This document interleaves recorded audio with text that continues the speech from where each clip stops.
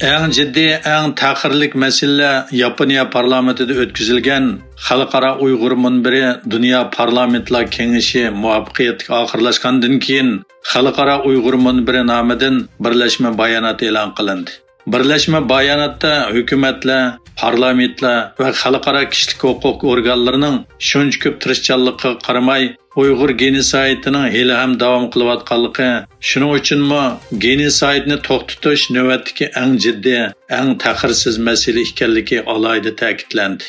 Bayonotda bu qitimqi munbarga dunyodagi 25 davlatdan 80 nafarga yaqin so'zlaguvchi mutaxassis va 70 nafar parlament a'zosini o'z ichiga olgan 200 dan ortiq kishining ishtirok qilganligi munbarda Uyg'ur genosoidligi bosh tema sifatida muhokama qilinish bilan bir vaqtda yana Hong Kongda demokratik sistemaning vayron bo'lishi, Tayvan bo'g'izidagi harbiy jiddiylik, Xitoyning Osiyo Tinch okean rayonining tinchligi va xavfsizligiga elib kelayotgan tahdidi qatorliq temalarni muhokama qilganligi tilga ilindi.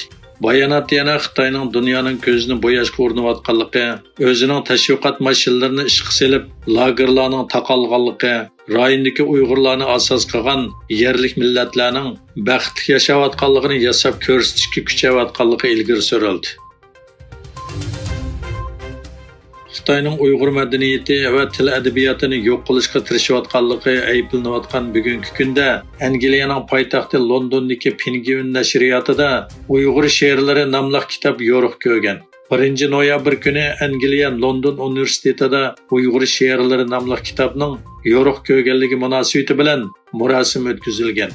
Mazkur kitob 11 oyning 1-kunidan tortib Angliya, Amerika, Kanada va Yevropa davlatlarida rasmiy setishga boshlagan.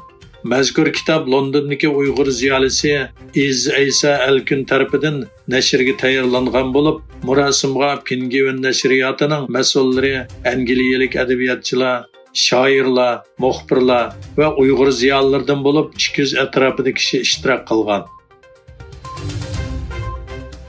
Xitoy bilan Qozog'istonning o'zaro viza kechirim qilish kelishimi 10 noyabrdan boshlab rasmiy yo'lga qo'yiladi ekan. Ko'zatuvchilar Xitoyning Sharq Turkiston xalqiga farqli muomala qilayotganligini yo'lga qo'ymoqchi bo'lgan viza kechirim qilish kelishimidan yanada birinchi bo'lib Xitoylarning foydalanganligini, Sharq Turkistondagi qozoqlar bo'libmi Uyg'urlarning yanada davomli cheklama va kontrollik ichida turadiganligini va ularga pasport bejirishdan boshlab har xil qiyinchilik tug'dirilganligini bildirishmoqda. İsrail armiyasining G'azzoning g'arbidagi Nasrallah doktorxonasining kirish eg'izini bombardimon qilganligi, hujumda qazo qilgan va yaralanganligi xabar qilindi. Tunugun İsrail armiyasi yardorlarni Shifa doktorxonasidan Rafa chegara eg'iziga elib mangan qutqizish mashinalarini bombardimon qilgan bo'lib, nurg'un odam qazo qilgan va yaralangan edi. Bugun atganda İsrail G'azzoning g'arbidagi Nasrallah doktorxonasini nishonladi.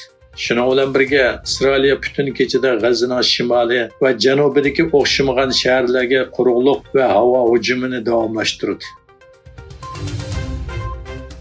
Egilinishcha Xitoy armiyasiga tava bir urush aeroplani Janubiy dengizdagi Kanada harbiy tikuchar aeroplanining oldi tarafiga qaratib o'q chiqargan. Kanada Xanjamati dengiz armiyasining Ottawa qo'g'dug'uchi paraxtida vazifa o'tayotgan mayor Rob Mellin CNNga voqea to'g'risida mundaq degan. Bu voqeadagi xatar o'qning motor qismiga yoki motoriga qarab mingishidir. Shunlashqa bu xatarlik va kasbiy axloqqa ziddir. Mellin Xitoy havo armiyasiga tava J-11 tipli kurashchi aeroplanning ilgari Kanada tikuchar aeroplaniga yo'liqqanligini ko'rsatib, boshqa davlatlar armiyasining mushuninga o'xshash voqealarni boshdan kechirganligini aytgan. Pokistonning Balochiston o'lkasida 2 joyda bomba hujumi yuz berib, nurg'un kishi qazo qildi. Guadar shahridagi 2 ayrim harbiy mashinaga qilingan hujumda 14 odam hayotidan ayrildi. Xayber Paxtunxo o'lkasida yuz bergan hujumda 5 fuqaro hayotidan ayrildi. Nurg'un kishi yaralandi.